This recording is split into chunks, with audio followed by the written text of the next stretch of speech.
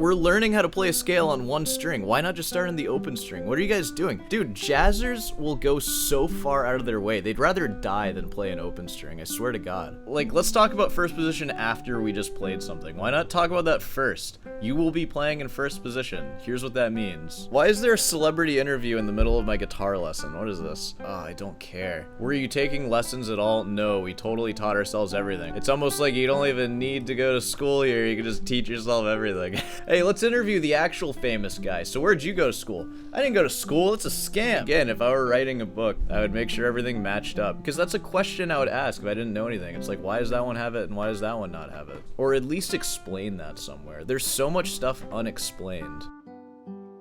Hey, this is Cameron, and welcome to the reaction log. Whoa, whoa, whoa. All right, we got an unusual one here today because this isn't a video. We're not reacting to anything. I was surfing Instagram, as I often do, and I encountered this Berklee ad. And all I had to do was give my email and my name and stuff, and they gave me this Berklee Online Guitar Digital Handbook, which I need to do some research for exactly what it's for. I assume maybe it's stuff you need to know before you study Berklee. I guess we're just jumping into this. Let me introduce myself first. I'm a classical guitarist here on YouTube. Usually I'm reacting to other guitarists and talking about why classical is so much better than everything. I'm sure that I'm going to do that here. But this is also a book review. I don't know. Maybe you want to do Berklee Online. Maybe you want to study guitar that way.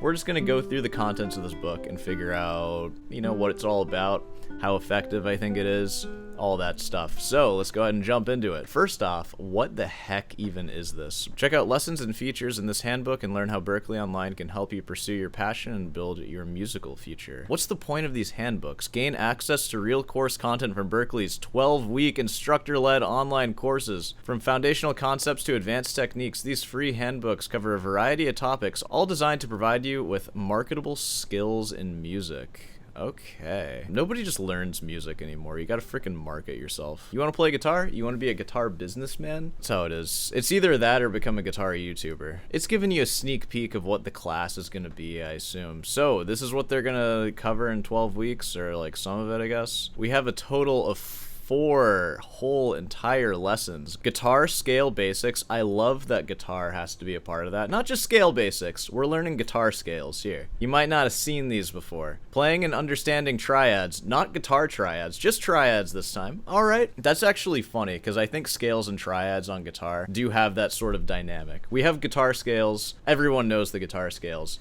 We have triads now. Those aren't really for guitar. Those are harder. Those are more like abstract. We don't know what to do with those. Rhythmic variation and development. Oh shoot, we're gonna learn rhythms here? That's gonna be tough for a classical player like me. Basic blues form? I have no idea what that is. Are you kidding me? We're not gonna learn anything in chapter 4, I'll tell you that right now. Sorry, Michael Williams. And this is also gonna feature a message from the Dean. Ween. What? Instructor favorite guitar-based songs. Dude, gotta be guitar-based songs, of course. The quest for a good guitar tone. And you know this guy's got it. Thaddeus Hogarth. Dude, he sounds like a wizard or something. His tone must be magical. Alright, let's get into it. Welcome. What happened to musicians, man? We used to have long hair. We used to grow beards. Is this a musician or is this a freaking accountant? I can't even tell. Whether you're looking to jumpstart your career, realize your artistic aspirations, or connect with the musical community, we're excited for you to study with us. Check out the lesson. All the best. Dean of Pre-College, Online, and Professional Programs. That job title is a joke. Alright. This is artsy as heck right here. MacBook.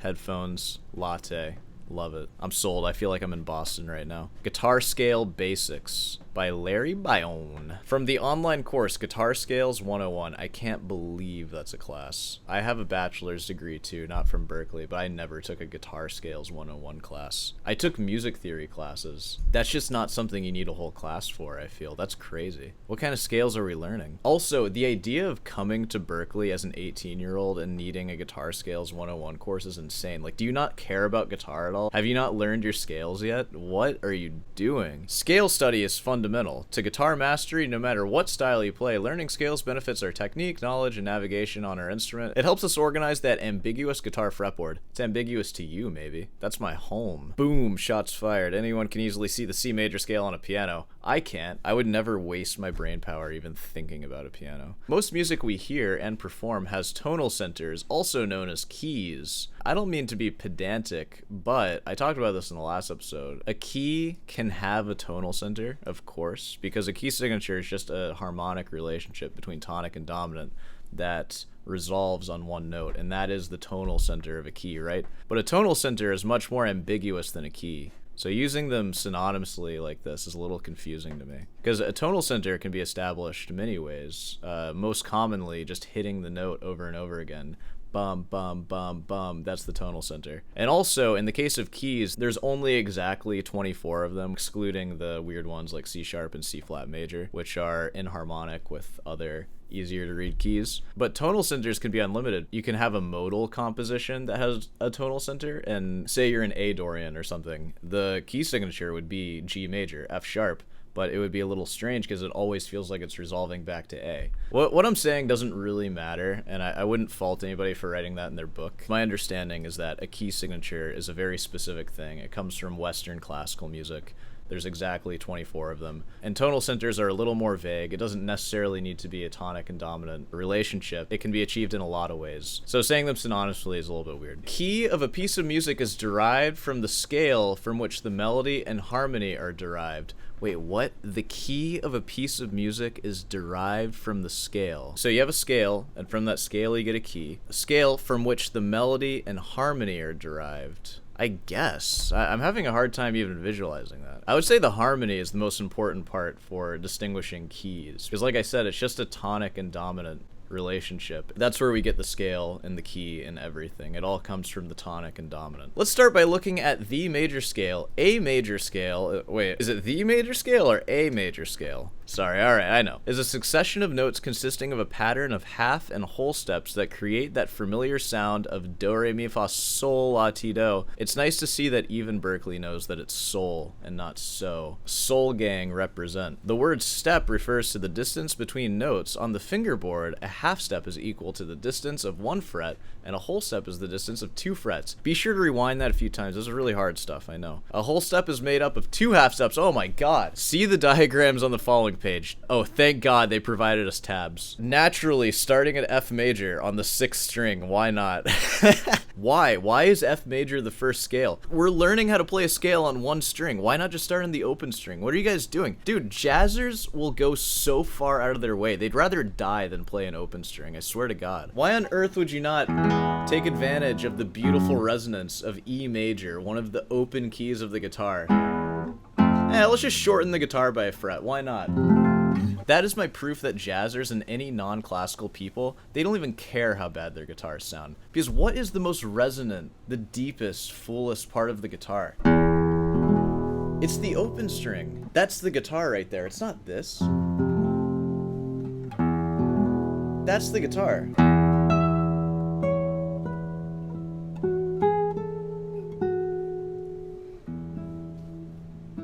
Oh, sure, F major has less accidentals in it, but you're not even expecting your students to read music anyways, because you have freaking tab under it. So the accidentals don't even matter. You're still reading numbers. The usual jazzer response. Oh, you want to transpose it. What, you want to transpose your one-string scale to all 12 keys? What? Did you guys forget to draw some bar lines? Why are we in 4/8 randomly?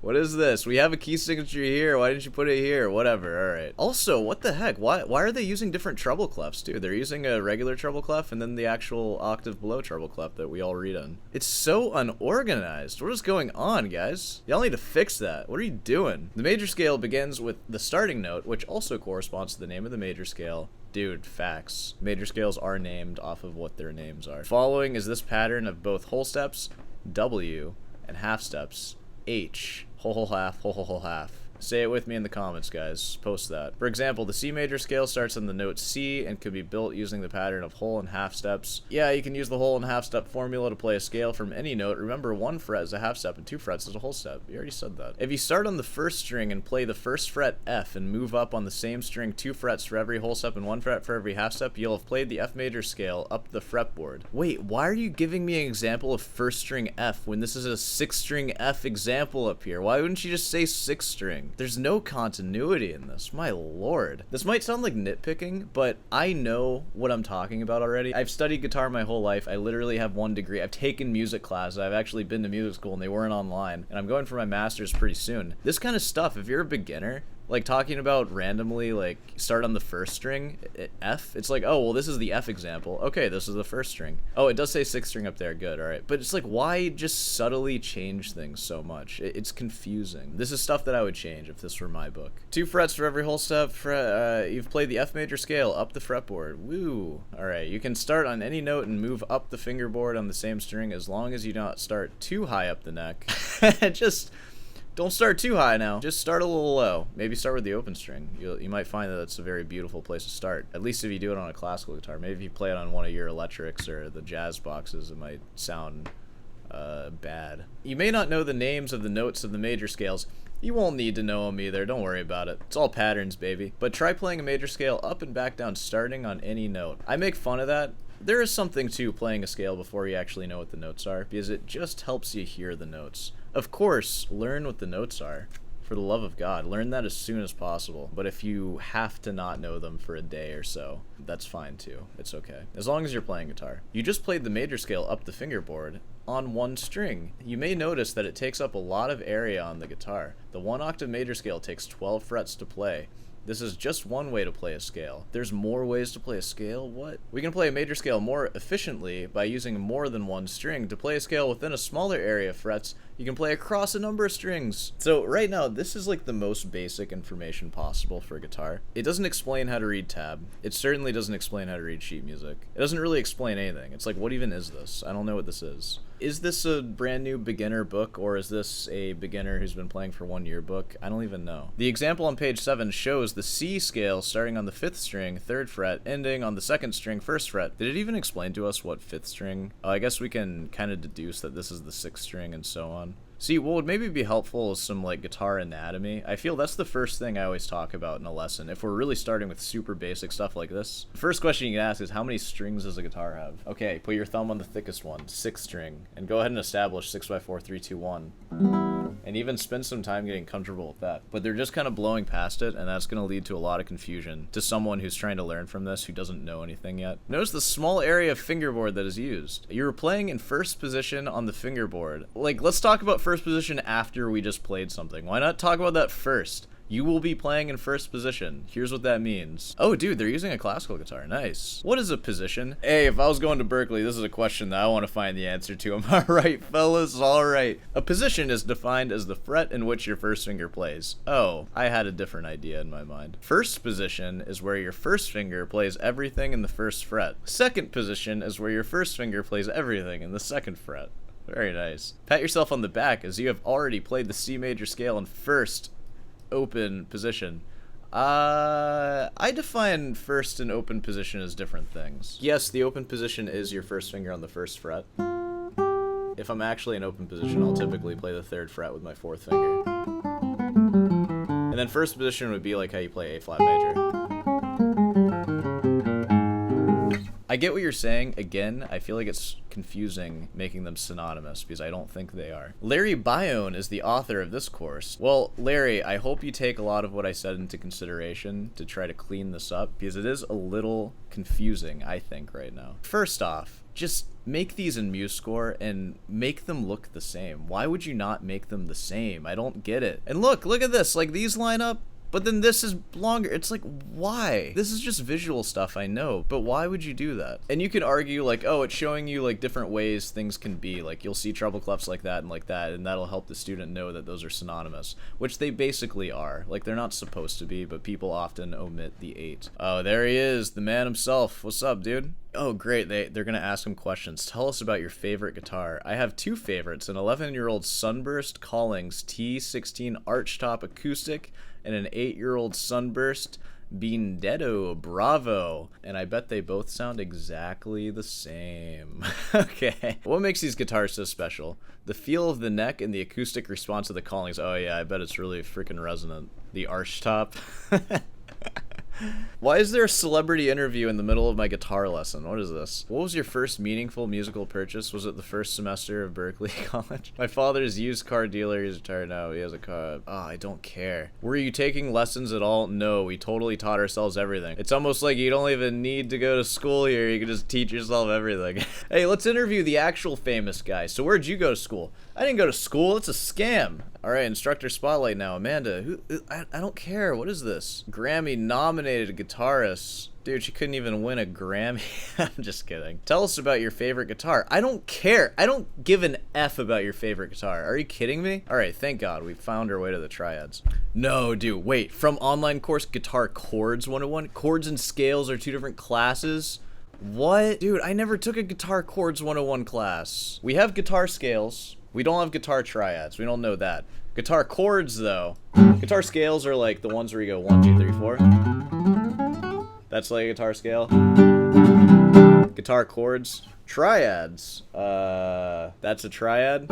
This is not guitar right here. I don't know what that is. All right, and this one was written by Rick Peckham. Let's see if he's a little more consistent than the last guy. The longer I've played the guitar, the more it's become clear that the chordal playing and melodic playing on the guitar amount to two sides of the same coin. The more time I've spent working with chords, all right, we need your life story, all the variation of possibilities. The easier it has become to look down at the fretboard while playing and see more options. A clear understanding of chordal shapes on guitar leads to a thorough understanding of the instrument. Facts. Chord is a set of 3 or more notes played simultaneously. If the notes are played one after the other, it's called an arpeggio. Alright, dropping facts on us so far. This is all good. Triads are 3-note chords. Hold on, we need like a vocab list. We've learned what a chord is. It's a set of 3 or more notes. If you play them separately, it's called an arpeggio. A triad is a 3-note chord. Okay. I'm following. Triads are 3-note chords. They are built upwards in intervals of thirds from the fundamental note called a root. Okay, I'm with you so far, which is like the tonic of a scale. Yes, it's not the tonic of a scale all the time. You can have triads that fit in a scale that aren't the tonic. Yes. The major triad includes the tonic, third, and fifth of the major scale built on its triad's roots. Call it the first. Why are you calling it the tonic? Because tonic implies that we have like dominant relationship too, and it's just confusing. Why would you say that? Like we're just trying to talk about one triad right now. I don't know. I feel like this is a little confusing. Each of these notes is described by a number corresponding to its scale degree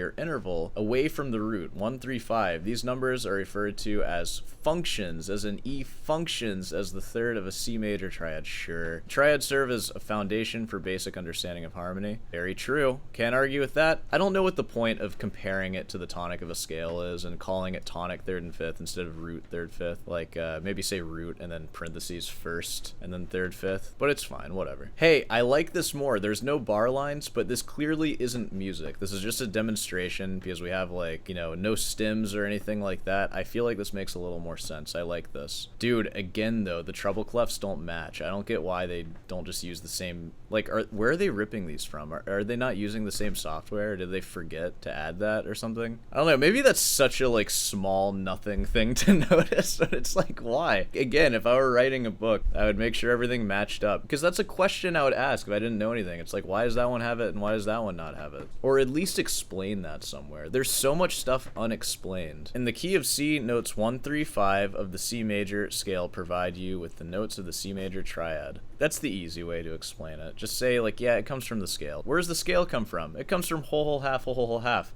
Well, why? Stop asking questions. You might be wondering like, oh, well, where would you start? Honestly, I'd probably start in the same place, but I definitely think of triads as like the beginning. And really, even before triads, a single tone is like the beginning of harmony. Because we get the major triad from the overtones of a single tone. Which here are the notes here. If you play your beautiful resonant classical guitar, you'll hear it. That note. And those 3 notes are E, B, and G sharp. And then you just stack them in a closed position. And you end up with a triad. And if you're interested in that kind of stuff, you should check out the Leonard Bernstein Harvard lectures on this. Because music theory, I feel, doesn't really address that. And not that that's a bad thing, because I don't think it really needs to. But it's nice to know why things are as they are. Because there are physical reasons for why things are. And again, I'm not like faulting this book for not talking about that, because that's not necessary for playing. Another way to think of triads is in terms of intervals. From the root, the major triad has a major third and a perfect fifth. It can also be seen as a major third, C to E, underneath a minor third, E to G. Boom, major minor, baby. And it's showing us a root position C major chord in 2 different positions. Yeah, I mean, that's fine. Let's see where else it goes. On the second set of strings, 2, 3, 4, Not that did we even explain that? You just kind of have to know that, I guess. They just kind of give you some information and hope you just figure it out. The major third interval has the upper note 1 fret below. The minor third between 2 and 3 has the same visual spacing. Why is this what you're choosing to explain? This is so confusing. I don't even know what I'm reading here. The major third interval has the upper note on the fret below. The minor third between 2 and 3 has the same visual spacing. This is a great time to just use a diagram. What are we doing here? In contemporary jazz and popular music, chords frequently move in intervals of a fourth up or a fifth down, or descending fifths is what we call that sequence if you're normal. What, do you have a hard time visualizing descending intervals? Gotta say fourth up instead of fifth down? I'm only saying that because that sequence is known as descending fifths, like Fly Me to the Moon, going like that kind of thing. If you move from chord to chord by interval of a fourth, we arrive at what is called the cycle of fourths, also known as cycle 4. This is some jazz stuff right here, I have no idea. A cycle is defined as a series of events that recur regularly and usually lead back to the starting point. If you start at any note and continue around the wheel that is up by a fourth, you will eventually end up back at the same note. In so doing, you will have covered all 12 notes in the chromatic scale without repetition. Dude, great. We were just trying to learn the F major scale on one string. What are you talking about? Have fun with this one. This serves as a useful reference to allow you to take anything through all 12 keys. I don't know, like your one string major scale, for example. Why do we need this yet? We don't know how to play anything yet. Although not as intuitive as a half-step motion on the guitar neck, knowledge of this set of key relationships will prepare you to play the countless songs whose chords move in intervals of fourths, including thousands of blues, rock, and R&B and jazz tunes that all sound exactly the same. Oh god, I hate this so much. What did they do to you? Why is it mirrored? Oh my god, having the flat keys on this side is so weird. Why? It's like, hey mom, can we pick up circle of fifths? No honey, we have circle of fifths at home. The circle of fifths at home. The cycle of fourths. Welcome to Bizarro land, I guess. My lord. I'm sure this is a thing in the jazz world. I've never seen a cycle of fourths before. This is so weird. This diagram represents all 12 notes in the chromatic scale. Memorizing it will help you find the notes in any major or minor key and help you develop an intuition of chord progressions. Yes, and you certainly can memorize this. You might be better off just memorizing why this is what it is, and then memorizing it will be automatic after that. Alright, practice tip. To get used to the sound of the major triad, try playing major... Dude, if you ain't even used to the sound of the major triad yet, and you, like, memorize this, go on. Alright. On top of string set 1, 2, 3, play them in all 12 keys. No one's doing that. This is a great method for accustoming yourself to voicing shapes. Yeah. Hey, alright, that was Rick Peckham's one. Nice job, Rick. Peckham is an internationally known jazz guitarist. Hey, he's known on Sorans now, too. What's up? Clinician? I don't know what that is. Composer and writer. This guy is freaking dope. Trust his course. Tell us about your favorite guitar. I have a 1959 Telecaster. Yeah, sure. Bought it around 1994 from a music store in my hometown. Dude, you're just gonna dox yourself like that? Be careful, bro.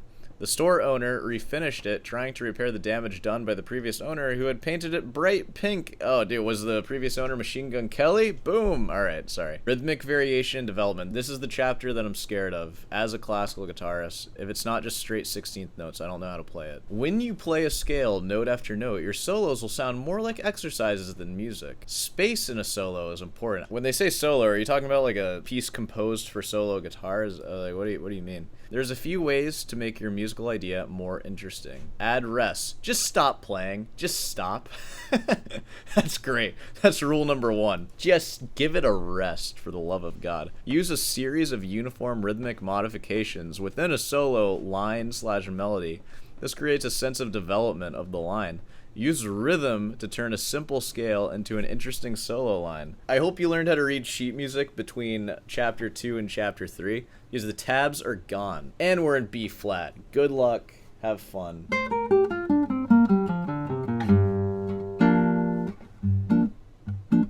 Now, let's add different note rhythms. In this example, we will simply use the rhythmic pattern or motif of a quarter note followed by 2 eighth notes. Already, you can hear that this scale takes on a more musical quality. I'll be the judge of that.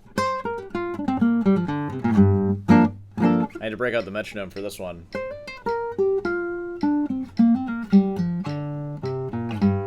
Was Was I supposed to swing that? You didn't explain that I should swing it, so I'm just playing them all straight. Next, try adding the element of repetition. In this case, we're repeating both lines and sequences of notes in a few different places. The element of repetition is important in developing a melodic solo line. Okay, fine.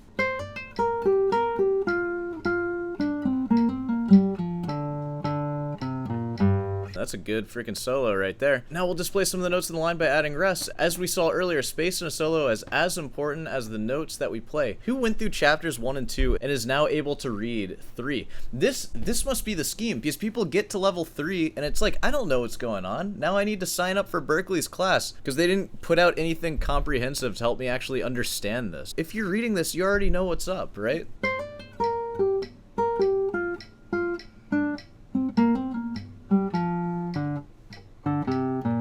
Yeah, how'd you like that? To further develop this line, we'll add some sustain or tied notes in various places. Oh wait. As you can hear, the final modified line sounds more musical than our original descending line. At this point, it's safe to say that the sustain works best when the chosen note is a chord tone, 1, 3, 5, or 7. Still, as one develops as a soloist, there are many situations where tensions, non-chord tones will work. Yeah, I would actually say the opposite. I don't know. I don't know anything about jazz, but I feel like the most interesting part of classical music is when you have a sustained note and then just waiting so long to resolve.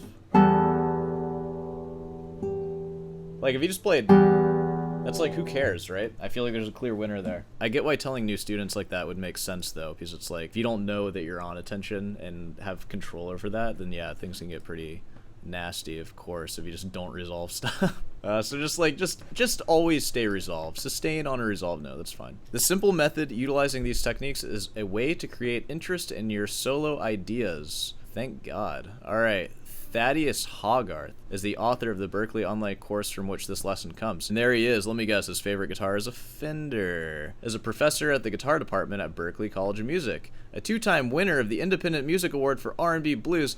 I've never heard of the Independent Music Award. Who cares about that? I feel like the biggest thing on his resume is that he's a Berklee guitar professor, right? What is all this? He leads his own group, the Thaddeus Hogarth Band. I mean, I feel like for a band name, you could either use Thaddeus or Hogarth. I feel like that'd be a cool band name. Thaddeus Hogarth Band. Thaddeus authored the funk/rock and R&B guitar soloing course and teaches private online guitar lessons for all levels. You work for Berklee and you still have to teach online guitar lessons for all levels? Dude, y'all need to get paid more. Raise the tuition, guys. He needs more money, dude. He shouldn't be having to do that. That's like what I do. Hey, reach out for guitar lessons, by the way. I'm not taking any more students right now. Tell us about your favorite guitar. My favorite and only guitars are modified and custom Fender, Highway, Stratocasters.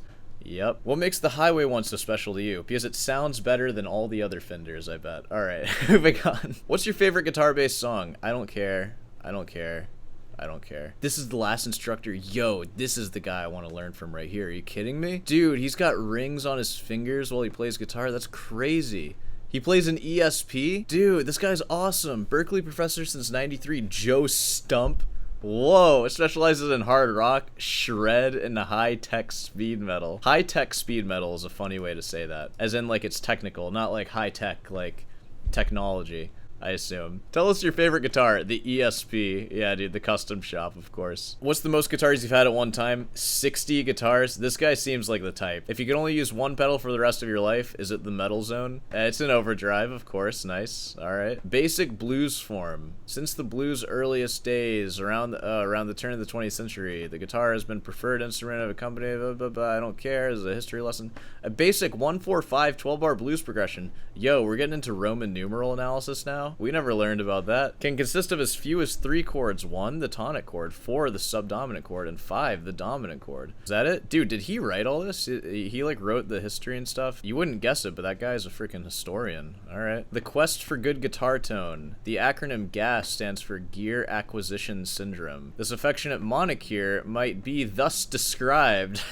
Freaking nerd. One eye-opener was transcribing the solo of my idols, even if I could accomplish the melodic Alright. I was convinced I would never be able to bring across sonic emotion of the solo without somehow cracking the tonal combination.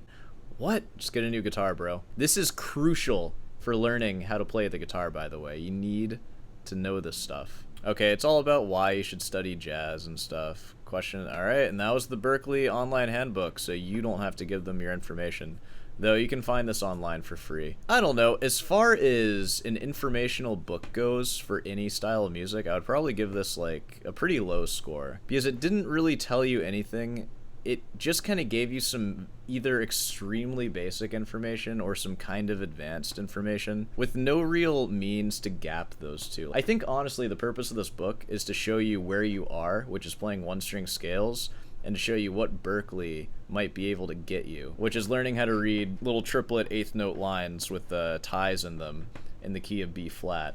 Which is like, whoa, I can't do that, right? So I don't know, I guess I'll just sum up what this book is going to teach you. It's teaching you that you need guitar lessons. Do you need to do Berklee Online to do that? No, honestly, I would say the best thing you can do if this is the kind of stuff you want to learn is just find a jazz musician who you like. They're not all rich, just email one, and I bet you they will give you lessons for like a reasonable price. And they'll probably let you do bi-weekly lessons too, like once every other week. You might end up spending like $150 to $200 a month if you do that, and you will get a way better education than you get from some like streamlined music school that teaches people around the world. Like, I don't know, they're trying to make money. Find teachers who have achieved the goals that you want to achieve. That's what I would say. Do go to school. Like, if you're able to get into Berklee, especially if you get a full ride or something, definitely do it. It's going to be awesome. And that's for music school in general. But make sure if you are going to go in debt, if you are going to spend money on school, get a degree for it for sure, because I know a lot of you are going to say like, oh, the degree is completely useless. No, it's not. People, doesn't matter what you major in, you're going to make more money on average over time. It's going to show you how academics are laid out. Like, I was a proficient guitarist before I went to school, but I learned what is standard in academia, and that's important if you want to be a well-rounded guitarist, especially in jazz or classical or something. You want to know what people are teaching. That's important. You know, these online schools, again, I don't know what they cost. Just like your favorite performing jazz artists, send them an email and state your case. Hey, I really love your music. Do you offer lessons? Do that for 5 people. I guarantee you one of them will get back to you. Well, I think we can wrap this one up here. So, of course, if you made it this far, be sure to subscribe and leave a like. Of course, feel free to send me an email if you would like to reach out about classical guitar lessons. I'm not going to teach you any of this crap. Believe you me, that. Of course, head on down over to Root and Delight for some merch. I'm wearing some right now. Bug. Boom. Of course, there's a Patreon member section, live streaming, all that stuff. Second channel. I might be doing it on the first channel by the time this comes out, though. All right. I'll see you in the next one.